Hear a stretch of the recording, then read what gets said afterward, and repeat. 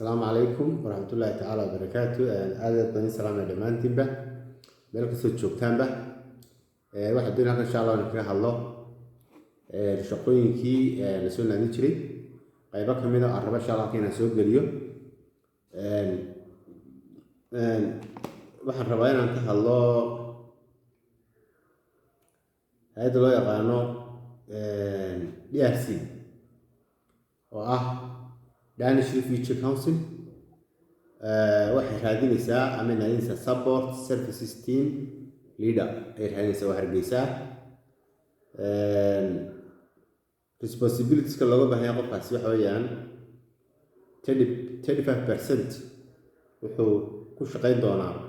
financial issues ka arrimaha ERC human resources waa 35% waa administration and IT 15% waa supply chain support 5% waa compliances marka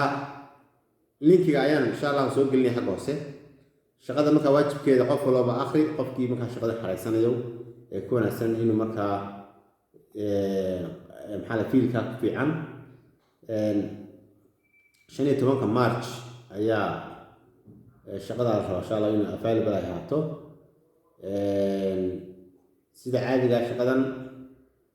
waxa deadline-keedu noqonayaa 27 February 2023 waana xanan lagu xareynayaa asan online baa lagu xareynayaa waa qaybtii la buuxinayay marka kulay booskan waa yar sareeyaa somehow marka try best insha Allah qofkii ku wanaagsan inaha sheego dhan in marka aqoon ahaan lama sii dirkin waa degree baa laga rabaa qofku maaha master waliba khasta dhinaca finance ama HR ka ama business-ka iyo more than 5 years experience related to the field in marka leeyahay halkan waxa iyadana la soo xaysiiyay hay'adda NRC Muqdisho ay waxa ka soo xaysiisay finance coordinator baa soo xaysiisay finance coordinator baa soo xaysiisay Muqdisho waa national position only Somalis can apply means background-ka marka laga hadlayo NRC daba garan kartaan waa hay'ad Norwegian qofkan shaqadan rabada inta badan ku shaqeynaya waa arrimaha finance waa ku fiican yahay context waddanka inuu yaqaano at the same time inuu experience u leeyahay waxa loo yaqaano volatility of foreign exchange rates-ka waxaa soo dhawayn faahfaahsan yahay 1 year baana contract noqon doonaa sida qorshu yahay shaqadan waxay noqonaysaa still aad ka bishan inaad xareyso ugu dambeyn degree level baa laga baahan aqoontaadu job sketch waa full time location waa Muqdisho waana by online baa lagu xareynaya shaqada and secondly WHO garasan WHO waa hay'adda qaramada midoobay oo qaabilsan cuntooyinka ma caafimaadka soo caafimaadka WHO ku qalday waa World Health Organization hay'adda caafimaadka adduunka waxay u baahan tahay team assistant one position baa looga baahan yahay Hargeysa UNOPS office-kooda ay ku shaqeynayaan qofkaasi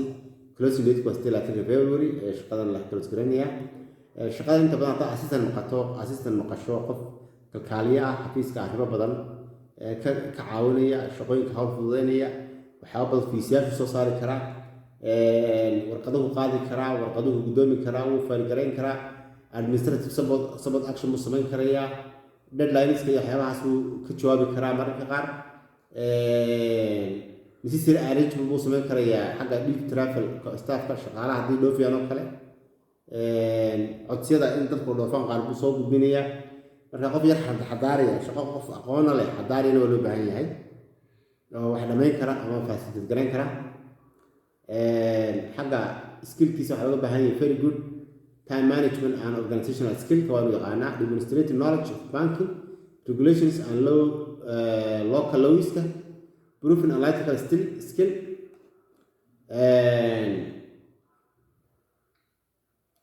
shaqadan waa ka ba email lagu dirayaa ama lagu apply garanayaa lagu xareysanayaa sida qorshuu yahay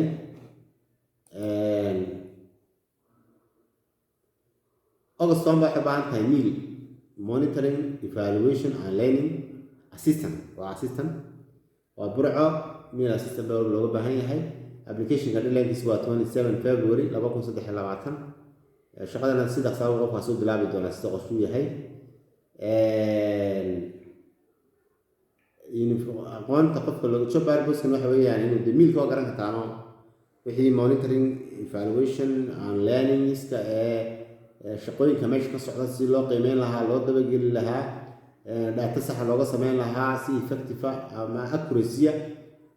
ayaa qofka loo baahan yahay khaasatan inuu reporting assist gareeyo wixii la halmaala marka qofkan waa qof assistant oo qofka meal officer ka abo assistant u siyaanaya iyo hold organization oo dhan aqoon ahaan waxa looga baahan yahay university degree statistics waa yaqaana economics development studies or social science laba sano ay waayanimo waa leeyahay luqadda ingiriisiga waa fiican u hadli karaya iyo wixii la halmaala waa farbadin by shaqadan waxa lagu xareynayaa by online baa lagu xareynayaa hab online ayaa iyada lagu xareynaya insha Allah sida balaanku yahay therefore waxaan rajeynaa insha Allah in apply gareysaan shaqooyinka intiina awoodi karta try gareyn karta in marka shaqada ay xareyso haddii aan fursado kale ka jiri karo fara badan shaqooyinka la soo geliyay iyaguna dhanka maxaa la yiraahdaa maanta tahay bisha 15 waxa kaloo la soo geliyay content writer-ka digital marketing-ka baa jiro Muqdisho oo Samsung Foundation baahan tahay marka qaran jobs booqo oo gal grant officer baa laga baahan Muqdisho waxa u baahan himilo organization for development HOD baa u baahan grants officer someone who manages the grants and its regulation and its reporting its review waxa soo loo baahan yahay communication and feasibility specialist baa hargeysa looga baahan yahay waxa u baahan one earth future foundation baa u baahan feasibility oo gaar ka taano iyo wixii la halmaada shaqada aqoon yar ku dhaadhaco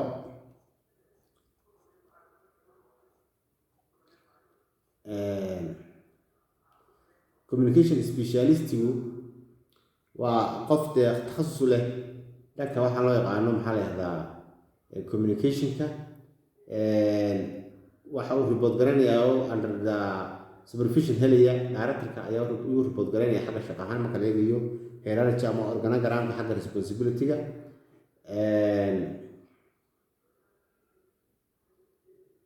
okay qofkani marka argeysu ka shaqeynaya waxa kale oo baahan yahay support designing implementing effective innovation integrated communication strategies for delivery across digital and in-person platform target audience such as stakeholders such as inventors and donors EU ama member states global investment community Somali private sector waxyaabahaas meelahaas uu ka shaqeyn doona qofkani wax ka qaban doona marka iyada shaqada waxaan eegaynaa habka waxa ay kartaa waxa weeyaan waa hab by online ku apply garanaysaa insha Allah marka try basi composition ka sima argeysa waxaan rajeynaa insha Allah dhamaantiin shaqada apply garaysaan qofkii ku fiican aqoonteeda leh marka muhiimka ah marka position kana ku wanaagsan